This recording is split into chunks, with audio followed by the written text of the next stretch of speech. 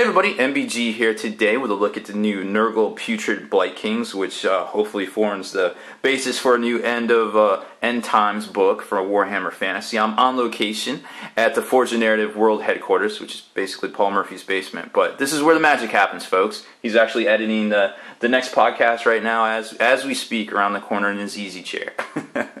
So please excuse the backdrop. This is actually one of those War Games mats from, who's it from, Paul? Table War. Table War. War Boss Doug and Table War. So it's pretty cool. I don't have a white backdrop, but we should still be able to see some stuff here. So let's get right into it. These are 5 miniatures.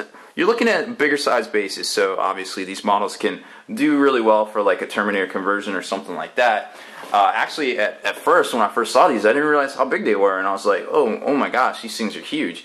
There's a whole lot of potential for actual conversions and things like that, but as I was looking through the models and things, I noticed there really wasn't a whole lot of rhyme or reason exactly to how the assembly goes, which was kind of interesting to see because, you know, I guess as 40K player, as a predominantly 40K player, I'm used to it being, you know, just kind of like an arm socket here and a waist socket here, and then you could, you know, glue on like a tabard or a backpack or something like that. And that goes for a lot of the 40K armies. Well, with these guys, it seems like they were just kind of sliced apart as far as like maybe the front torso, maybe some of the arms go in at like weird angles. But overall, it's you know, it's pretty neat how they did it. You just have to be careful, you know, if you're trying to use these parts for conversions. Also, if you're actually using, you know, fielding them as the models that they're supposed to be themselves, they have a whole lot of options. Like, you can really do a bunch of different things with them.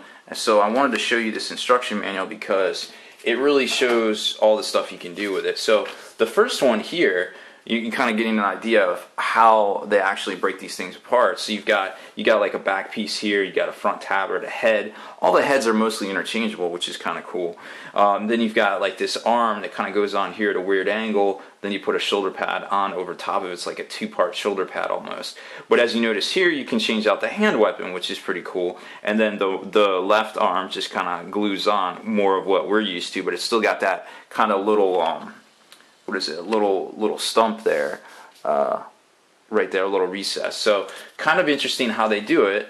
Then you start getting into some of the other models, and while they're not quite as, you know, posable really per se, you can still switch out the weapons. Like here, you can switch out the 3 bubbles or whatever they call them for the Nurgle symbol, or you could do the sword, the sword haft here, making it halberd. So it's kind of cool to see. But as you start looking through it, they're very, very interchangeable as far as what poses and things you can do. Like this right here, this guy can hold a scythe, or he can hold the mace or basically a hand weapon and a shield. There are 2 different hand weapons actually. So that's pretty cool how, you know, and you can even switch out the heads because you got these different kind of head antler topper pieces, I guess, for lack of a better term. So it's got a whole lot of interchangeability here where you can kind of start looking at things for both fantasy and 40K as well. So just keep that in mind if you're picking up one of these to do some conversions with. You may have to do a little bit extra work, but it's definitely worth it as there is a whole lot of different options available to it. So let's take a look at the sprues. Oh, and there's the rules. I think these were in the White Dwarf already too, but it's kind of cool to see that they actually put them in here because technically we don't have a book for them yet. What's, you know, fingers crossed we'll see that here very shortly. So here's the first sprue.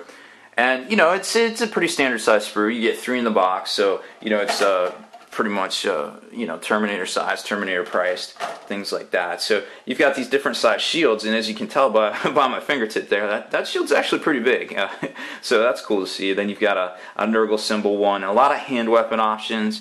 This is actually just a one-handed axe kind of thing. There's your musician piece there, and then you've got all sorts of builds out from there. Different hand weapon options and different fronts. Now here you're kind of going to see some of the fronts as well that kind of lock into place on the torsos. So that's you know, that gives a little hope. Like if you're trying to make maybe a Nurgle Terminator or something, you know, you can take that front piece, you can kind of glue it on and then putty around it, and kind of fill in, maybe where there might be some space missing.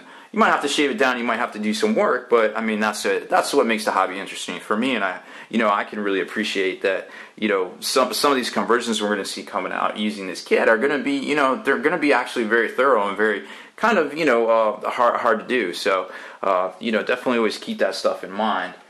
But I wanted to show these to you guys so you knew it wasn't just like a plug and play kind of deal.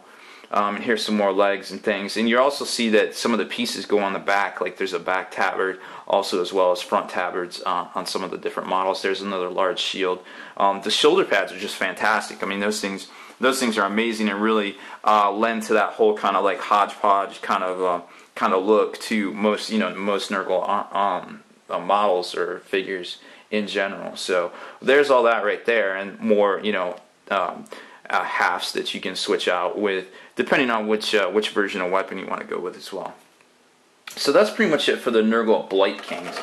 I also have the Gutrot Spume kind of guy that we saw recently as well, and he's pretty cool looking. I mean, obviously you see a lot going on there. You've got the axe, you've got the tentacle arms, the different head, but when you start looking at it chopped up here, and by the way, you're gonna have to have an extra base if you pick this guy up. All the ones I've seen thus far didn't come with bases. Might just be a packaging error. I'm sure GW would send you one if you call them up, because they're usually pretty good about that sort of thing. But here you can kind of see the different parts that make up the kit. The left arm is not separate. It kind of locks in there on this kind of torso sort of thing, and then this part goes on top of it over the back there. So kind of interesting combination of parts there. You've got legs that are whole, and a top torso that's kind of partially formed, and then the two halves kind of clamp around over it. The separate left or right axe arm rather is definitely separate, and you could use this for different models as well as the head. So pretty cool stuff here. I'm not exactly sure what this guy retails for. If I had to guess, I would say around $20, $25. But it's a very dynamic model, and you can definitely use this guy for a lot of different things. So it's cool to see all these models that are coming out that that GW is really using a lot of computer technology and design work and things like that, and it really opens up a lot of possibilities for some of the stuff in the future. Even end times things, and maybe even new GW as far as 40K releases go. I mean, even the Forge Roll stuff that's been coming out is pretty amazing in my opinion, and it's just the kind of stuff that we don't get to see very often, but it's always nice to see it when it does come out. So like I said, that's pretty much it for this one, guys. Make sure you stay in the trenches, subscribe to this YouTube channel, check out the blog, spikybitsblog.com, and listen to our podcast, forgenarrative.com.